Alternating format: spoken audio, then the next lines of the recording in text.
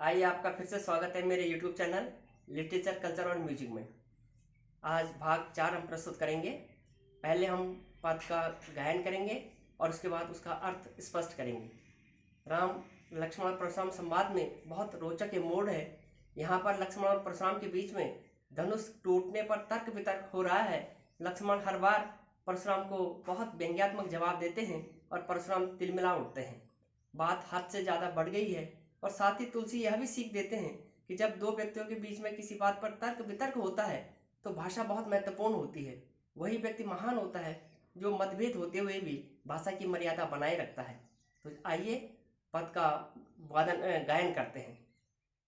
तुम तो काल हाँक जन लावा, बार बार मोहि लाग बुलावा। सुनत लखन के वचन कठोरा, परस सुधार धर्यो कर घोरा। अब जन देई दोष मोहि लोगु, अब जन देई दोष मोहि लोगु। कटुवादी बालक बद जोगु। बाल बिलो की बहुत मैं बाँचा, बाल बिलो की बहुत मैं बाँचा।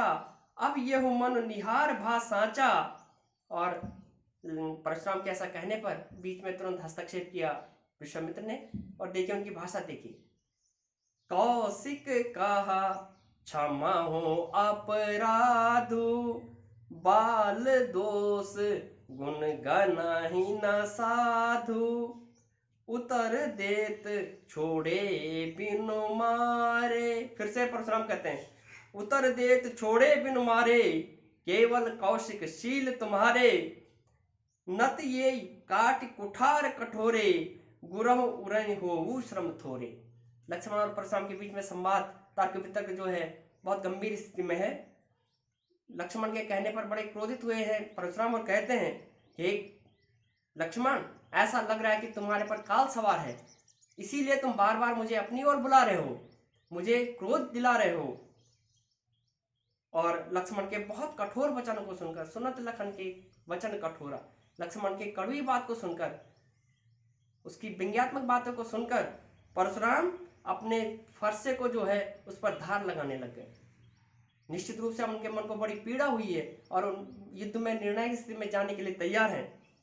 अब जन दे दोष मोहि लोग, और सभा में उपस्थित लोगों से कहते हैं कि ये सभा अब मुझे दोष न दे, क्योंकि कटुवादी बालक बद जोगु। ये जो कटु वचन बोलने वाला बालक है ये क्षमा के योग्य है ही नहीं, यह तो वध करने योग्य है।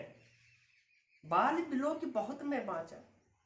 अरे मैंने तो इसलिए इसको अब तक छोड़ रखा है कि ये बालक है, छोटा बालक है, नादान बालक है, लेकिन अब ये मनोहार बा साँचा। लेकिन अब ये अपनी सीमा का अतिक्रमण कर रहा है। अब मेरे मन को इसको दंड देने में ही संतोष मिलेगा। और जब उन्होंने अपने फरसे को धार लगाई तो विश्वामित्र जो है तुरंत हस्तक्षेप करने के लिए कहा गए और कहा, कौशिक कहा क्षमा अपराध। विश्वामित्र खड़े हुए और कहा कि मुनि, इस बालक के अपराध को क्षमा कर दीजिए। बाल दोष गुण गणहि न साधु। जो सज्जन व्यक्ति होते हैं, साधु लोग होते हैं, वो बालकों के दोषों को अनदेखा कर देते हैं।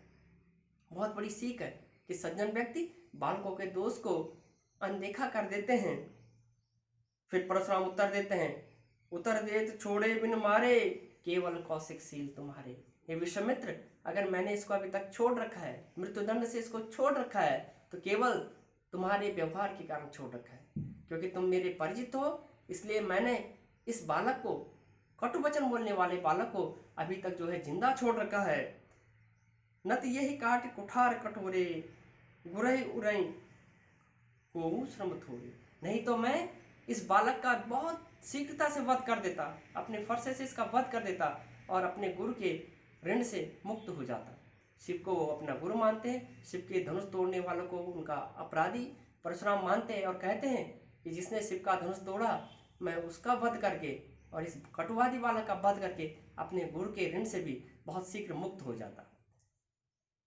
विश्वामित्र कोई जवाब देने की स्थिति में नहीं है। वो जानते हैं कि राम लक्ष्मण कोई बहुत कोमल बालक नहीं है, उनकी वीरता के आगे सारा संसार नतमस्तक है, लेकिन परशुराम से कह भी तो नहीं सकते और मन ही मन विचार करते हैं। गादिशु कहा हृदय हसी, मुनि हर हरे सूज। अयमय खानना ऊख मया, अजहु न बूझ अबूझ।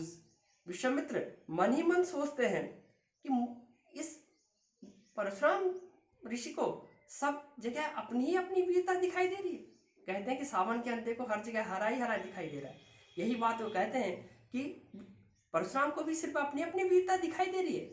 राम और लक्ष्मण कोई साधारण बालक नहीं है, कोई खांड से बनी गुड़ से बनी मिठाई नहीं है कि जो मुंह में डालते ही गल जाएगी और उसको खा दिया जाएगा। राम और लक्ष्मण भी बहुत बड़े योद्धा है, इस पृथ्वी पर सबसे बड़े योद्धा हैं। अब भी परशुराम इस बात को क्यों नहीं समझ रहे होंगे। इस प्रकार राम लक्ष्मण परशुराम संवाद का भाग 4 यहीं पर समाप्त होता है। कल अगले वीडियो में अंतिम भाग पर हम चर्चा करेंगे। आपसे राम लक्ष्मण परशुराम संवाद का अंतिम जो पद है उस पर विचार विमर्श करेंगे। आपका और हमारा संवाद जारी रहेगा। मेरा आपसे फिर से अनुरोध है कि मेरे YouTube चैनल लिटरेचर, कल्चर और म्यूजिक को आप ज़रूर देखिएगा, और जब आप देखिएगा तो निश्चित रूप से आपका हौसला मुझे आगे बढ़ने में मदद करेगा। मिलते हैं अगले वीडियो के लिए। नमस्कार।